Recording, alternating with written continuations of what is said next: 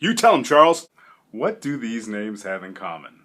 Walt Disney, Walter Lantz, Joe Barbera, Bill Hanna, Don Bluth, Chuck Jones, the Fleischer Brothers, Winsor McKay, Bill Melendez, Ralph Bakshi, Paul Terry. What do they have in common? They were all animation executives, and they were all animation artists. These were the greatest executives that our industry has ever seen, and they were all creative people. There's a great tradition in animation of artists running their own studios, of artists running their own businesses, of artists being able to manage themselves, of artists being able to handle leadership positions on an industry-wide level, of artists being able to initiate the construction of theme parks, of artists being able to manage the production of feature films, of artists being able to produce television shows, of artists being able to produce the greatest animated content in all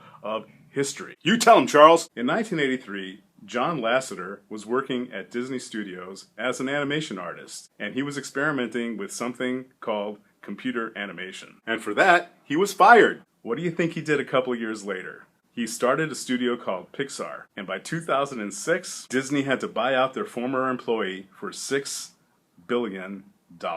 Ouch! Here's another success story. It was the late 30s, around 1939, I'd say, over at MGM Studios, and they were producing a cartoon created by an upcoming artist by the name of Joe Barbera. Over the course of nearly 20 years, Joe Barbera directed and did the storyboards on every single Tom and Jerry cartoon that MGM had produced, along with Bill Hanna at his right hand. He told me so himself. They won how many Academy Awards? I think about 7 Academy Awards. You can correct me if I'm wrong. They were rewarded in 1957 by being laid off. Yep.